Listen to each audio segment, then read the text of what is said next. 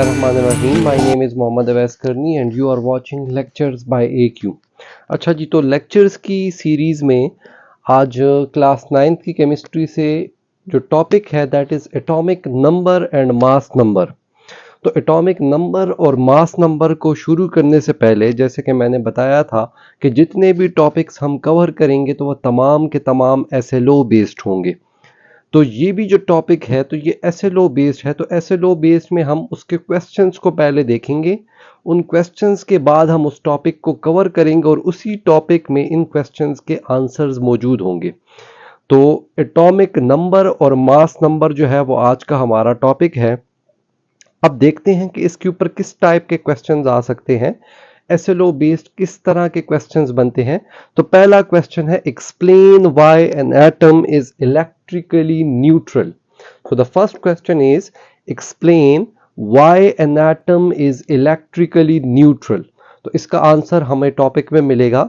दूसरा क्वेश्चन है identify an element containing same atomic number and mass number। कोई ऐसा एलिमेंट बताएं कि जिसका एटॉमिक नंबर और मास नंबर दोनों सेम हो और साथ ही साथ आगे लिखा है कि ऑल्सो एक्सप्लेन इट, और सिर्फ आइडेंटिफाई करके उसका नेम मेंशन नहीं करना बल्कि उसके रीजन भी एक्सप्लेन करनी है कि ये क्यों इसका एटॉमिक नंबर और कैसे इसका एटॉमिक नंबर और मास नंबर सेम है।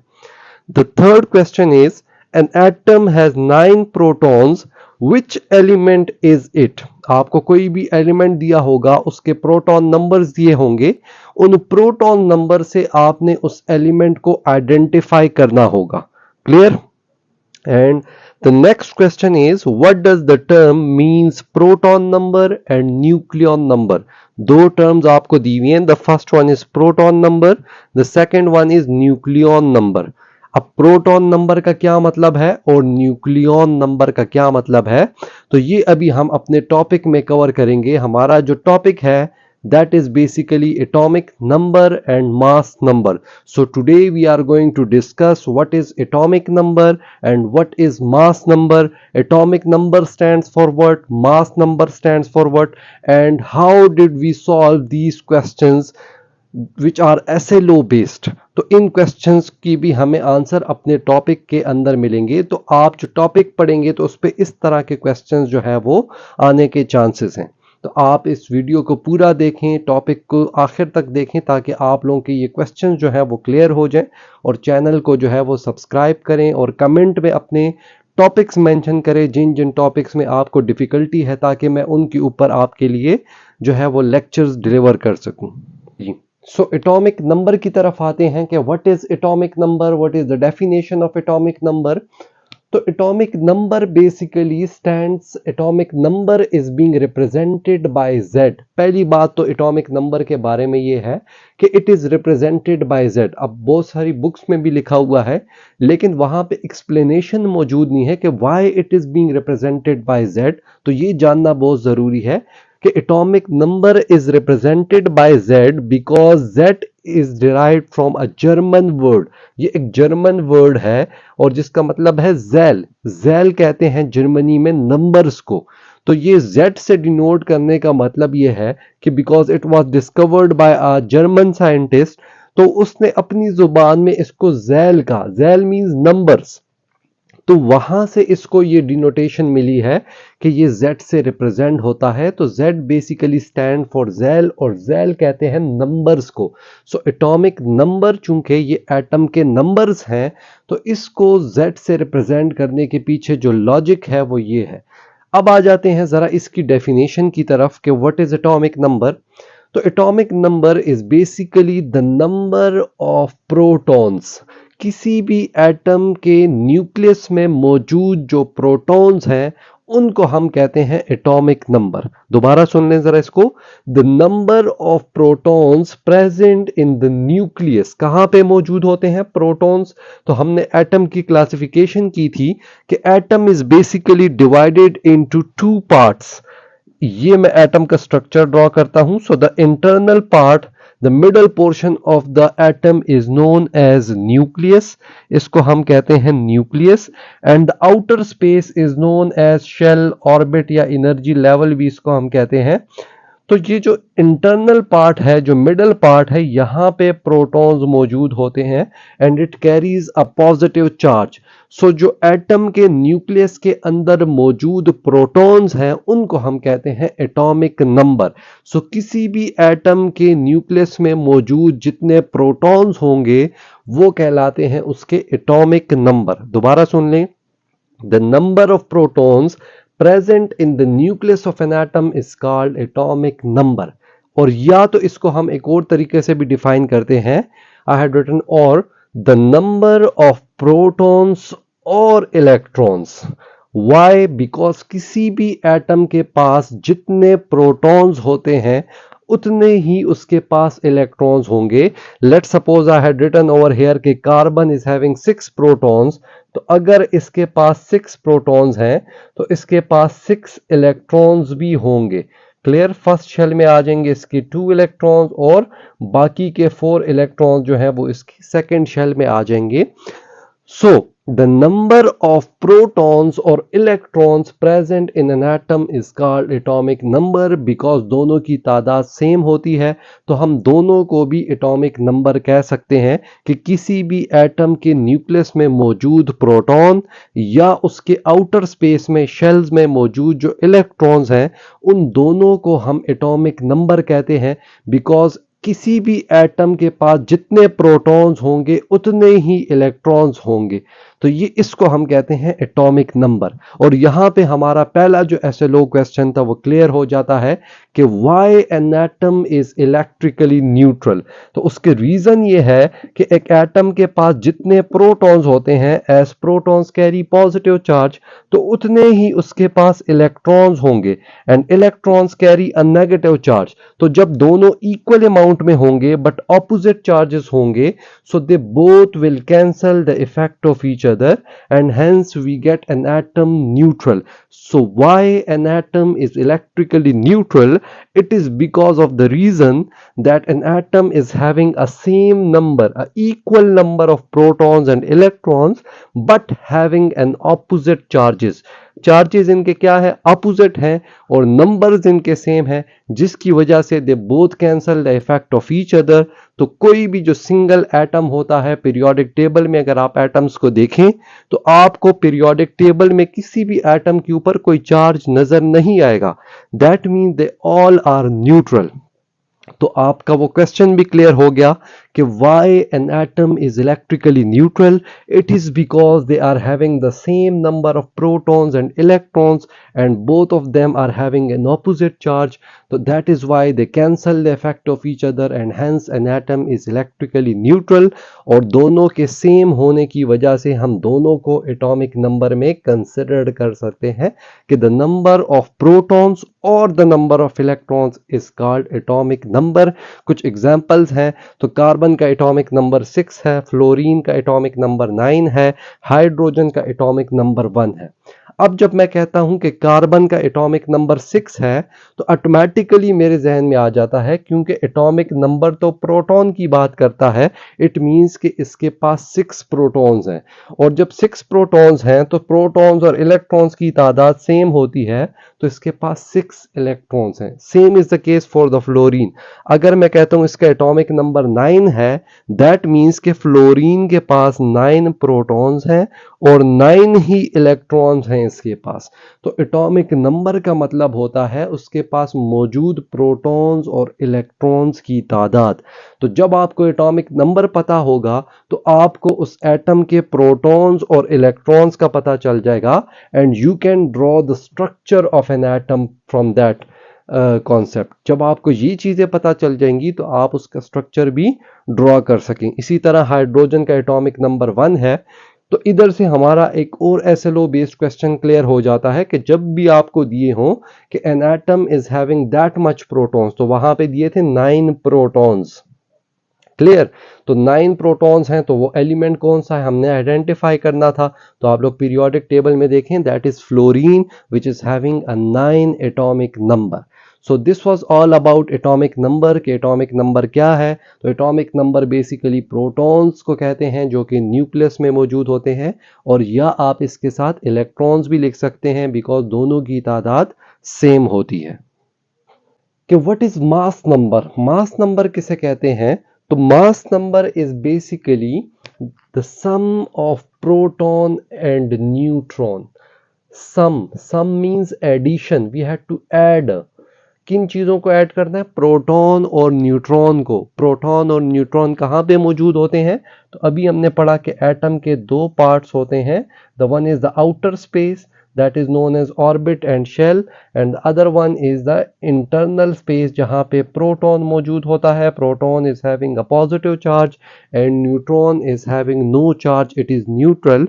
तो जो एटम के न्यूक्लियस में मौजूद दो पार्टिकल्स जो हैं, जो दो सब एटॉमिक पार्टिकल हैं, that is protons and neutrons, जब हम इनको आपस में ऐड कर लें, इनका सम ले लें, तो हमारे पास एक एटम का मास नंबर आता है। And mass number is denoted by A से क्यों डिनोट करते हैं? तो जिस तरह से एटॉमिक नंबर को Z से डिनोट करते थे, जेल उसका वर्ड आ रहा था, जर्मन वर्ड, तो ये भी जर्मन वर्ड है विच मींस एटॉमिक विच या एटॉमिक वेट से निकला हुआ है। तो इस वजह से इसको हम A से डिनोट करते हैं। सो मास नंबर किसे कहते हैं? किसी भी एटम के पास मौजूद प्रोटॉन और न्यूट्रॉन जब हम उनको ऐड कर लें तो उससे हमारे पास जो है मास नंबर आ जाता है।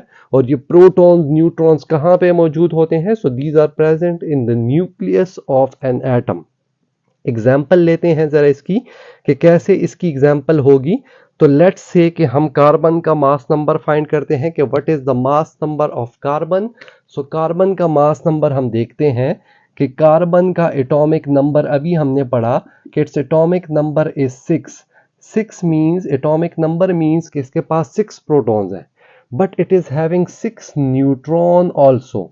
तो जब हम इन दोनों को ऐड करेंगे तो ये हमारे पास आ जाएगा 12। So the mass number of carbon is 12। तो कार्बन का जो मास नंबर है वो 12 कैसे आया? कि it is having 6 protons and 6 neutrons. तो दोनों को ऐड किया, 6 प्रोटॉन्स प्लस 6 न्यूट्रॉन्स, तो दोनों से आ गया 12। So the mass number of carbon is 12। इसी तरह हम लेते हैं sodium. The symbol of sodium is Na. Why? Because of the Latin name which is known as natrium। तो ये हमारे पास, ये हमने डिस्कस किया था एलिमेंट्स में। तो अब Na का जो है वो प्रोटॉन नंबर इसके पास 11 है, इट मींस इसका एटॉमिक नंबर 11 है, लेकिन जो न्यूट्रॉन नंबर है दैट इज 12। तो यहाँ से हमें एक और बात पता चली, सो इट्स मास नंबर इज 23। और यहाँ से हमें एक और बात पता चली कि ज़रूरी नहीं है कि न्यूट्रॉन नंबर प्रोटॉन नंबर के सेम हो, ये डिफरेंट भी हो सकते हैं। क्लियर? तो ये ज़रूरी नहीं है कि किसी एटम के पास जितने प्रोटॉन्स होंगे उतने ही न्यूट्रॉन्स हों। ये चीज़ इलेक्ट्रॉन्स के लिए ज़रूरी है कि जितने प्रोटॉन्स होंगे उतने ही इलेक्ट्रॉन्स होंगे। एक और एलिमेंट को देखते हैं, लाइक नाइट्रोजन। नाइट्रोजन का सिंबल जो है वो N है, इसका एटॉमिक नंबर 7 है और न्यूट्रॉन नंबर भी हमारे पास, प्रोटॉन नंबर 7 और न्यूट्रॉन नंबर 7, सो दोनों से मिलके आ गया 14। सो 14 is the mass number of nitrogen. इसी तरह आ जाते हैं ज़रा हाइड्रोजन की तरफ। तो हाइड्रोजन का हमने पढ़ा था, हाइड्रोजन का सिंबल H है, इसमें एक प्रोटॉन है, एटॉमिक नंबर इसका 1 है, ये हमने पढ़ा एटॉमिक नंबर में, लेकिन इसके पास 0 न्यूट्रॉन्स हैं। So that is why it's mass number is 1। और ये आपका जो है वो एक SLO बेस्ड क्वेश्चन यहाँ से आया था कि identify an element which is having same atomic number and same mass number। तो atomic number number of proton से बनता है और मास नंबर दोनों के एडिशन से, प्रोटॉन और न्यूट्रॉन के। So as it is having 0 neutron, so its mass number is 1 as well as its atomic number is also 1। तो हाइड्रोजन वो एलिमेंट है जिसका एटॉमिक नंबर भी 1 है और मास नंबर भी 1 है। And the reason behind it because it is having 0 neutron. तो ये वाहिद एलिमेंट है पूरे पीरियोडिक टेबल में कि जिसका प्रोटॉन नंबर जिसका सॉरी एटॉमिक नंबर भी 1 है और मास नंबर भी 1 है। तो ये आपका तीसरा क्वेश्चन भी यहाँ से क्लियर हो गया। तो इस तरह से आपके टॉपिक से रिलेटेड एसएलओ बेस्ड जो है वो क्वेश्चंस आएंगे। क्लियर? सो मास नंबर क्या है? It is basically the addition. Mass number किस तरह से फाइंड आउट करते हैं? तो आपको प्रोटॉन्स और न्यूट्रॉन्स को ऐड करना होगा, वहां से आपके पास मास नंबर जो है वो आएंगे। क्लियर? अब जो है कुछ क्वेश्चंस इसके ऊपर करते हैं कि किस तरह से इसके ऊपर टेबल वाइज क्वेश्चन आ सकता है। 9th की बुक में टेस्ट योरसेल्फ एक जो है वो मौजूद है, तो किस तरह से इस पे डिफरेंट क्वेश्चंस आप लोगों से पूछ सकते हैं। और दूसरा जो एक इंपॉर्टेंट चीज़ है कि जो आपको पीरियोडिक टेबल में आपको एलिमेंट्स मेंशन होते हैं, तो उनके ऊपर और नीचे दो वैल्यूज होती हैं। एक वैल्यू ऊपर लिखी हुई होती है, एक वैल्यू नीचे लिखी हुई होती है। अब स्टूडेंट इसमें बड़ा कंफ्यूज होते हैं कि इसमें हमारा एटॉमिक नंबर कौन सा है और मास नंबर कौन सा है। तो याद रखें कि जो वैल्यू छोटी होगी वो आपका एटॉमिक नंबर होगा और जो वैल्यू बड़ी होगी वो आपका मास नंबर होगा। क्लियर? क्योंकि मास नंबर, मास कहते हैं वजन को, तो जब भी हम किसी चीज का वजन निकालते हैं तो ओवरऑल एटम को लेते हैं। तो जब ओवरऑल एटम को लेंगे तो उससे बड़ी वैल्यू आएगी। तो याद रखें हमेशा बड़ी वैल्यू को मास नंबर और छोटी वैल्यू को एटॉमिक नंबर कंसिडर करेंगे। तो अगर आप पीरियोडिक टेबल देख रहे हो, आपको कंफ्यूजन हो कि तो दो वैल्यूज हैं, कौन सा एटॉमिक नंबर है, कौन सा मास नंबर है, तो जो बड़ी वैल्यू होगी that will be mass number, जो छोटी वैल्यू होगी that will be atomic number.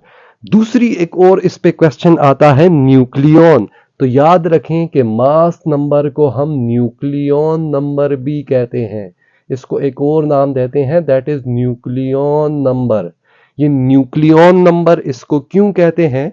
क्योंकि ये न्यूक्लियस में मौजूद, ये हमारे पास क्या है, एटम का न्यूक्लियस है, और न्यूक्लियस में मौजूद प्रोटॉन और न्यूट्रॉन को ऐड करने से हमारे पास मास नंबर आता है।